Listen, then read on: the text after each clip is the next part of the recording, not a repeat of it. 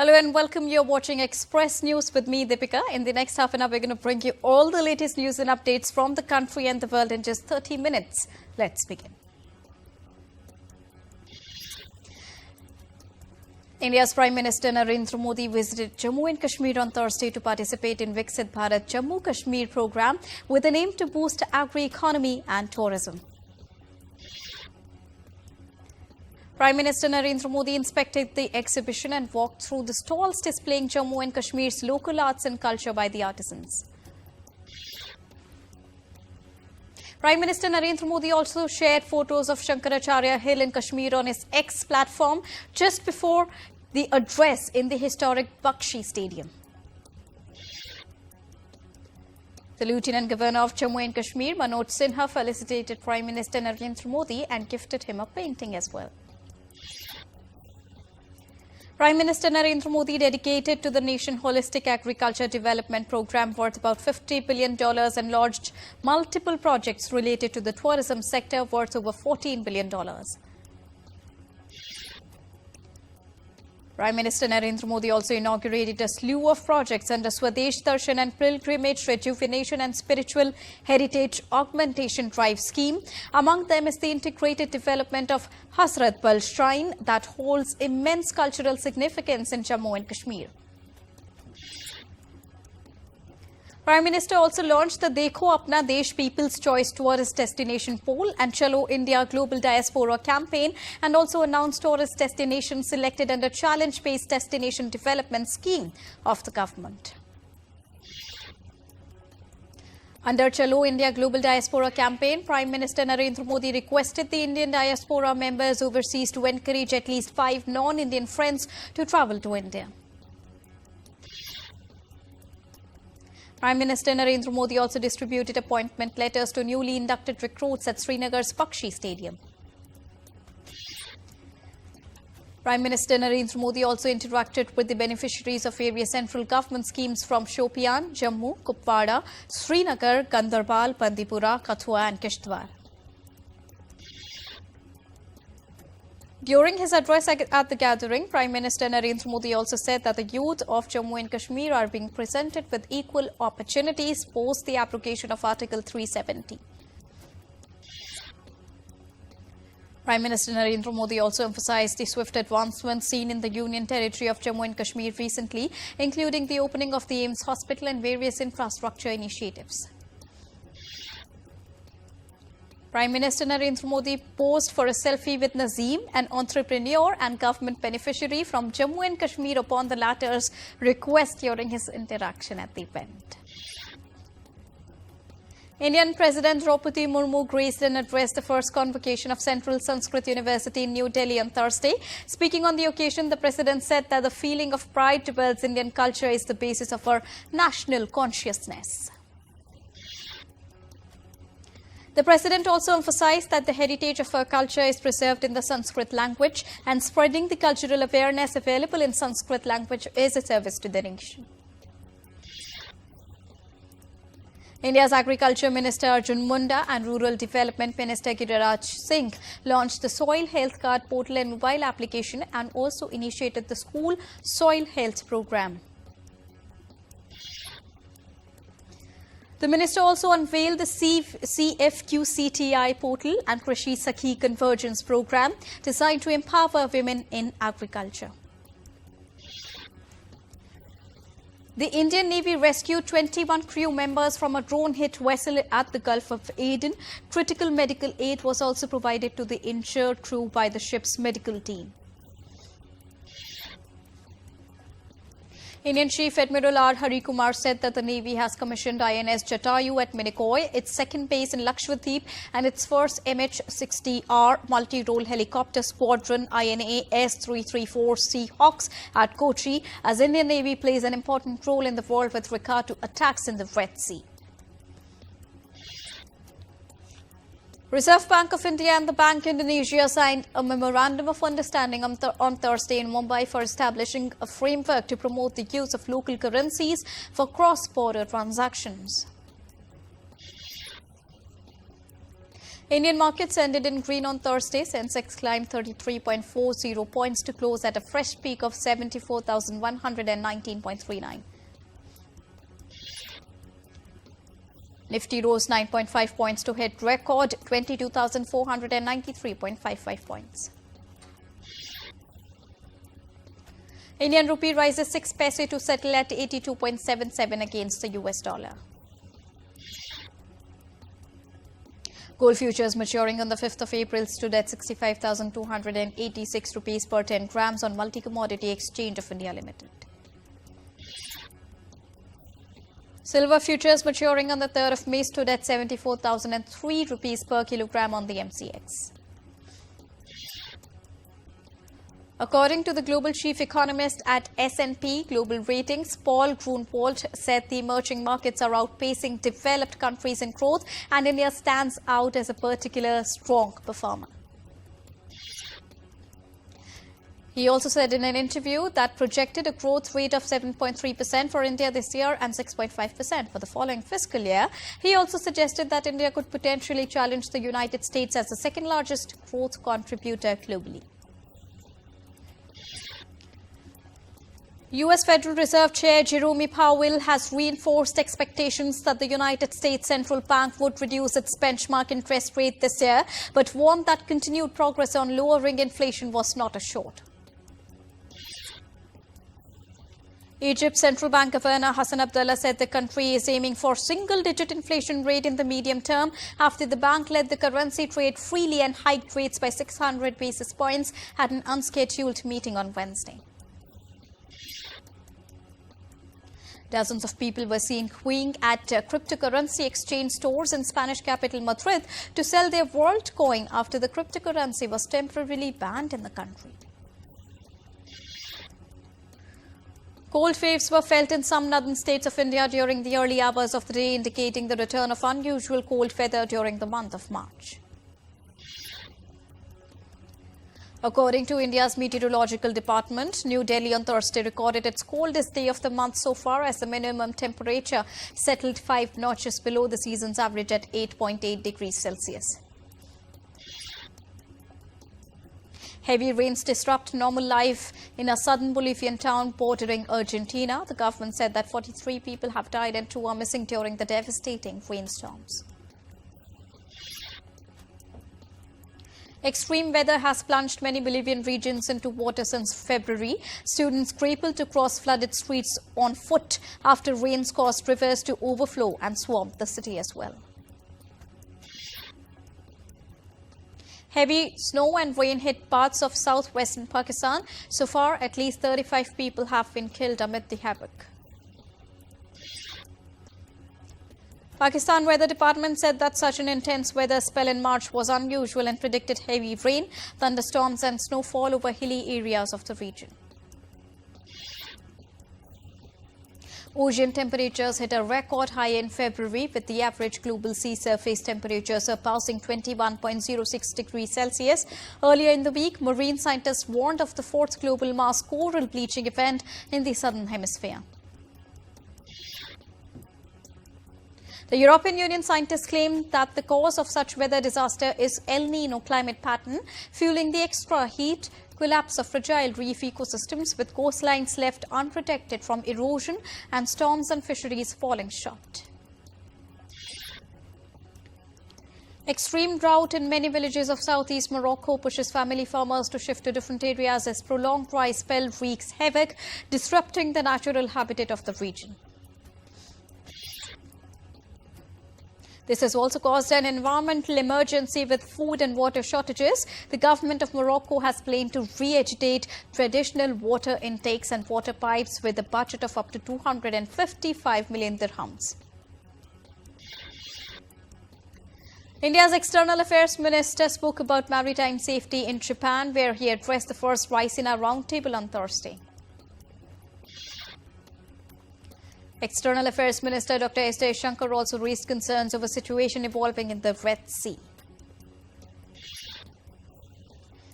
The Indian minister's remarks came after a Houthi missile attack killed 3 seafarers on Red Sea merchant ship on Wednesday. Indian Navy has been consistently providing support to the merchant vessels that come under attack by the Houthis as the Indian Navy came to the rescue of Barbados-flagged bulk carrier MV True Confidence. Britain and the United States have been launching retaliatory strikes against the Houthis, and US military carried out strikes against 2 unmanned aerial vehicles in Yemen. A delegation from Hamas has left Cairo but will continue with Gaza ceasefire talks until an agreement is reached with Israel. Egyptian armed forces released footage on Thursday showing aid being airdropped into Gaza.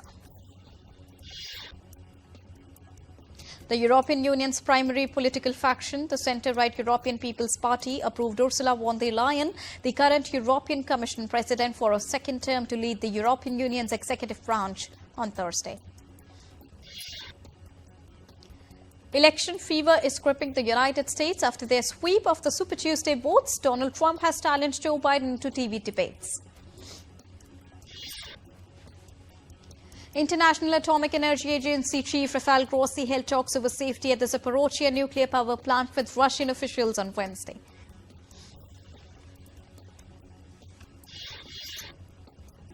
The process for presidential election in Russia, due on the 15th to 17th of March, is already underway. Ballot papers for the elections were delivered to Sevastopol in annexed Crimea on Wednesday. Russian troops are continuing their relentless march in eastern Ukraine as the army have advanced on the west of Avdiivka to the outskirts of Orlivka and Berdiachi.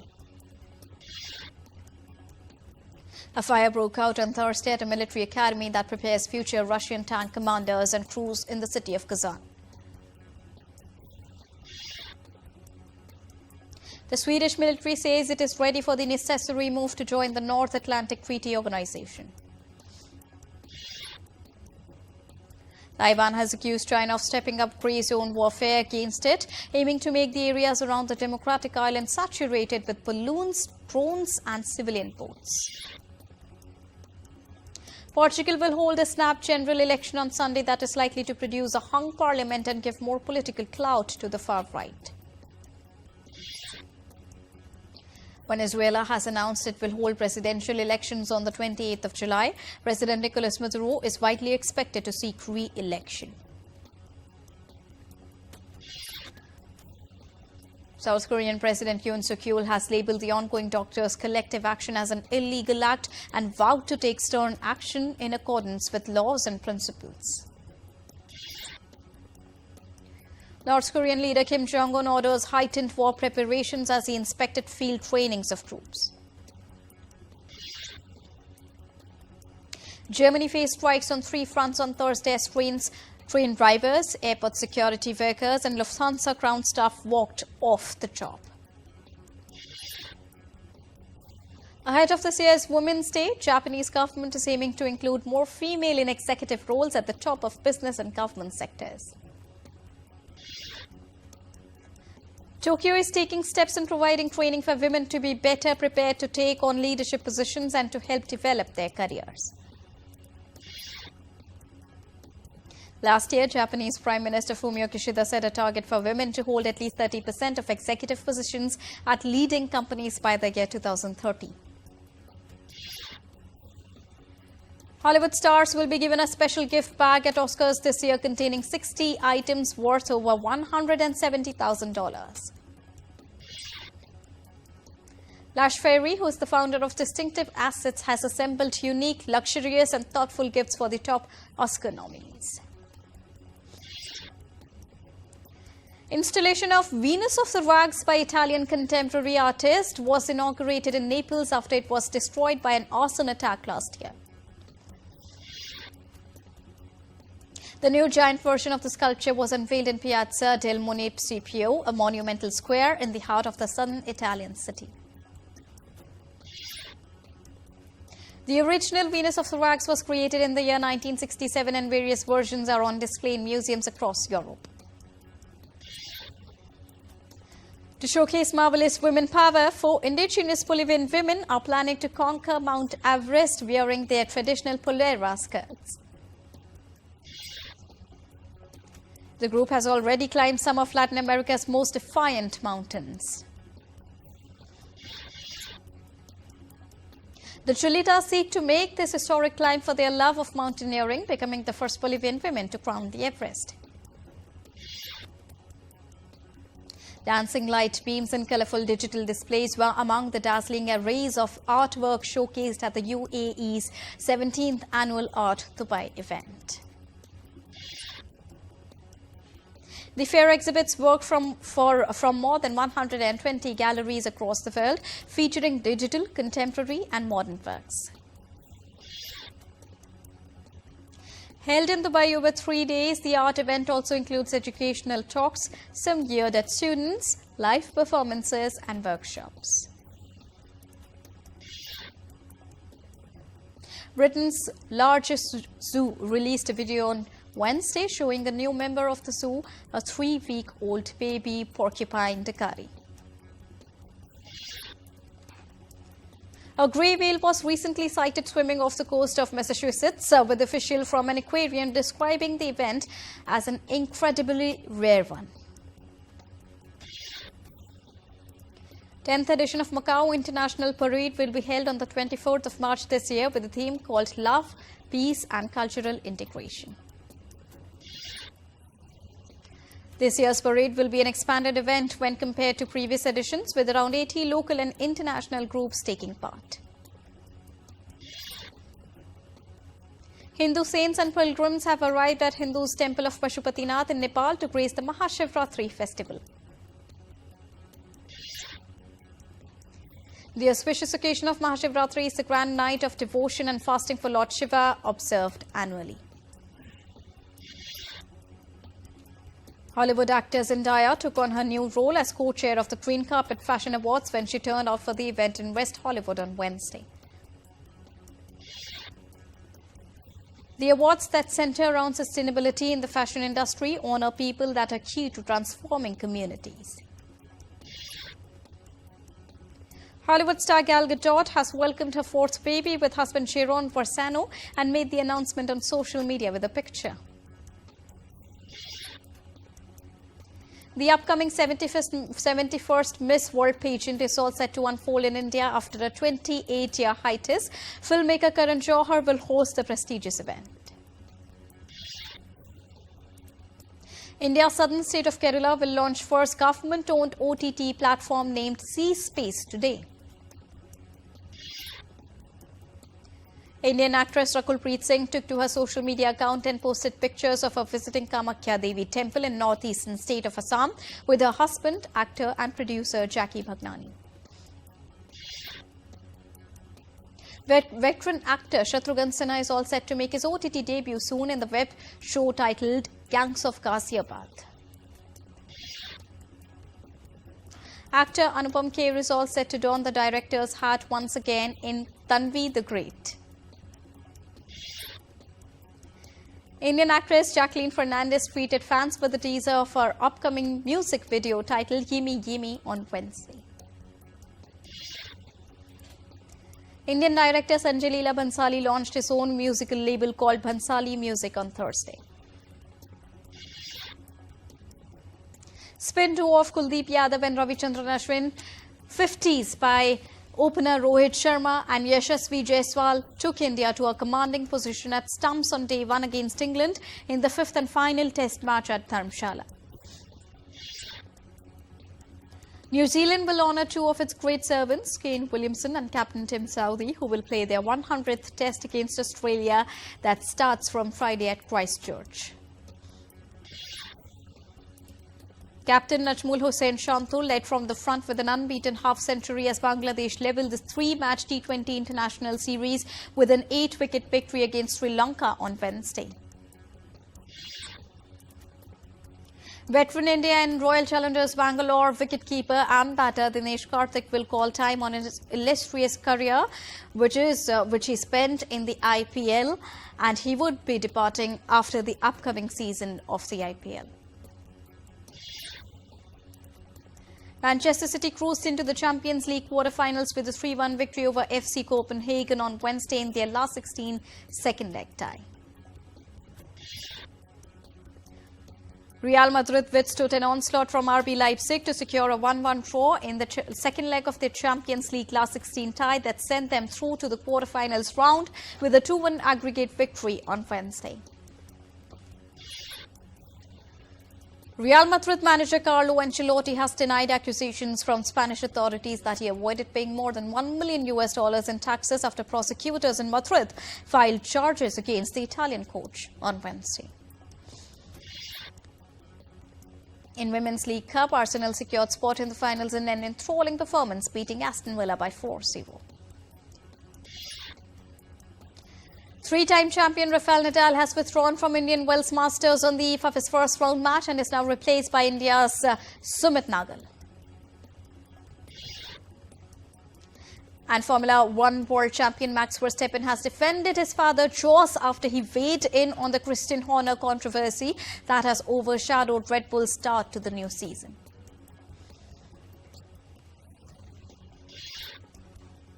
And with this, it's a wrap here on Express News for now, but news and updates will continue here on DD India. So don't go anywhere, keep watching and keep tracking DD India for all latest news and updates from the country and the world. Thank you so much for joining us right now. Namaskar.